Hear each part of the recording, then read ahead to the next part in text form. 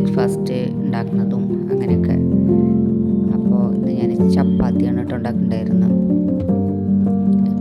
എല്ലാവർക്കും സുഖമായിരിക്കുന്നു വിചാരിക്കണം. വീഡിയോ നമുക്ക് കാണാം. ചപ്പാത്തിക്ക് ഞാൻ ഉള്ളിക്കറി എന്ന് പറയാൻ പറ്റില്ല, അതിൽ 2 കോഴിമുട്ട ചേർക്കണുണ്ട്. കൂടുതൽ സവാള ചേർക്കും.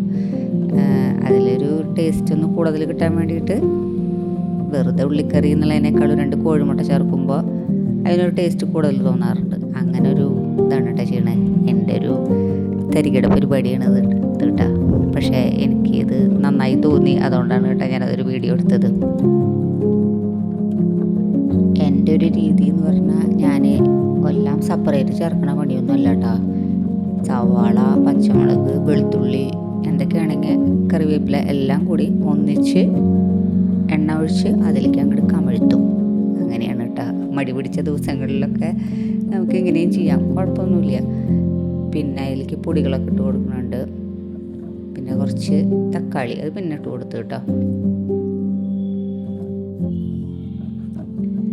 സവാള ഒന്ന് നന്നായിട്ടൊന്ന് വാടി വരണം, ഒന്നിങ്ങനെ കുഴഞ്ഞ പരുവത്തിൽ വരില്ലേ, അതിൻ്റെ ശേഷമാണ് നമ്മൾ കോഴിമുട്ട അതിലേക്ക് പൊട്ടിച്ചൊഴിക്കണത്. കുഴപ്പമില്ല, നല്ലൊരു ടേസ്റ്റൊക്കെ ആയിട്ട് തോന്നി. അതുകൊണ്ടാണ് കേട്ടോ നമ്മൾ എന്നും ഓരോന്നും ഇങ്ങനെ രാവിലെ ഉണ്ടാക്കി നമ്മൾ മടി പിടിച്ചിരിക്കുമല്ലോ. അപ്പോൾ എന്താ പറയുക, ചെറിയ തട്ടിക്കൂട്ട് പണികളൊക്കെ ആവാം, അതുകൊണ്ട് കുഴപ്പമൊന്നുമില്ല. ടേസ്റ്റ് ഉണ്ടായാൽ മതിയല്ലോ. പിന്നെ ഞാൻ ചപ്പാത്തി എന്ന് പറഞ്ഞാൽ ഞാൻ കൂടുതലും ഞാനത് ഫുൽക്ക പോലെയാണ് കേട്ടോ ചെയ്യാറ്. ഫുൽക്ക ഉണ്ടാക്കിയതിന് ശേഷം പിന്നെ എനിക്കത് ചപ്പാത്തിയായിട്ട് ഉണ്ടാക്കാൻ അത്ര അത് തോന്നില്ല. ഫുൽക്ക എന്ന് പറഞ്ഞാൽ നല്ല ബോൾ പോലെ വരുമല്ലോ. അപ്പോൾ അതൊക്കെ റെഡി ആയിട്ടുണ്ട്. ഇവിടെ ദാ ഒരാൾ കഴിച്ചുകൊണ്ടിരിക്കുന്നുണ്ട്. അതിൻ്റെ ശേഷം ഞാനും കഴിച്ചു നോക്കി, കുഴപ്പമൊന്നുമില്ല. അപ്പോൾ ഞാൻ കഴിച്ചിട്ടുള്ള എൻ്റെ എക്സ്പ്രഷനാണ് കേട്ടോ. കുഴപ്പമില്ല, എനിക്കിഷ്ടമുള്ളൊരു സംഭവം തന്നെയാണ്. പക്ഷേ ഞാൻ മല്ലിയില ഇടാറുണ്ടായിരുന്നില്ല. അപ്പോൾ അന്ന് ഞാൻ മല്ലിയില കുറച്ചിട്ടുണ്ടായിരുന്നു. അപ്പം നല്ലതായി. ഇനി ഇതൊരു വേറെ ദിവസം എടുത്ത വീഡിയോ ആണ് കേട്ടോ അത്. ഇത് നമുക്ക് ഈ സ്റ്റൗവിൻ്റെ അടുത്ത് തന്നെ ഞാൻ മുമ്പേ മേടിച്ചിട്ടുള്ള കുറച്ച് സംഭവങ്ങളാണ് കേട്ടോ.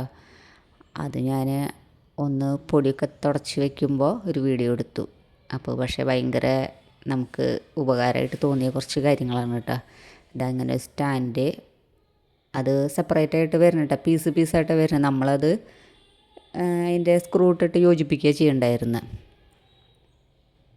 നമുക്കവിടെ കറക്റ്റ് സ്പേസ് ഉള്ളൂ കേട്ടോ. ഗ്യാസിൻ്റെ പൈപ്പ് വന്നിട്ടുള്ള കാരണം, സിലിണ്ടറിലേക്കുള്ള പൈപ്പ് വന്നിട്ടുള്ള കാരണം. പിന്നെ ഇതാ ഇങ്ങനെ തിരിച്ചെടുക്കണ ഈ പാത്രങ്ങളില്ലേ, പക്ഷേ എനിക്കത് അതിനത് ഭയങ്കര ടൈറ്റായിട്ട് തോന്നി, നമുക്ക് ആവശ്യത്തിന് എടുക്കാനൊക്കെ.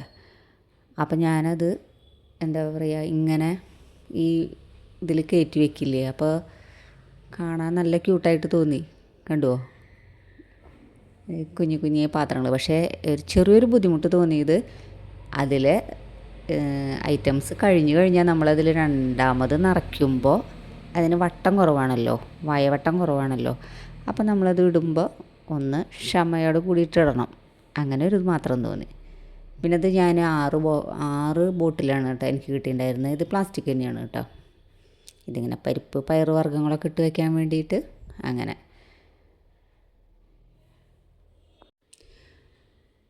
അതും കുഴപ്പമില്ല.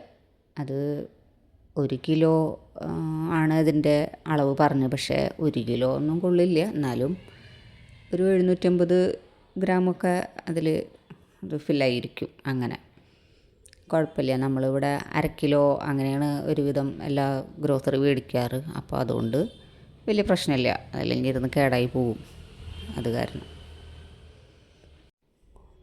പിന്നെ ഉപ്പാണ് കേട്ടോ.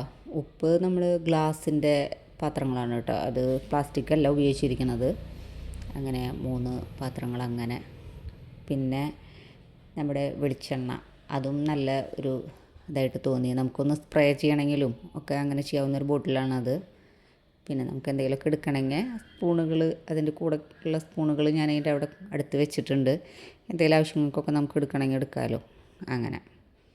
അങ്ങനെയാണ് നമ്മുടെ ഒരു അടുക്കളയിലൊരു സെറ്റപ്പ്. ഇഷ്ടമായോ നിങ്ങൾക്ക്?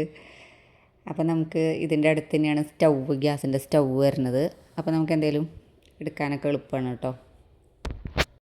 അപ്പോൾ എല്ലാവർക്കും എൻ്റെ ഈ കുഞ്ഞു വീഡിയോ ഇഷ്ടമായി വെച്ചെങ്കിൽ സബ്സ്ക്രൈബ് ചെയ്യുക, ഷെയർ ചെയ്യുക, ലൈക്ക് ചെയ്യുക, എന്തൊക്കെയാ വെച്ചേക്കാം.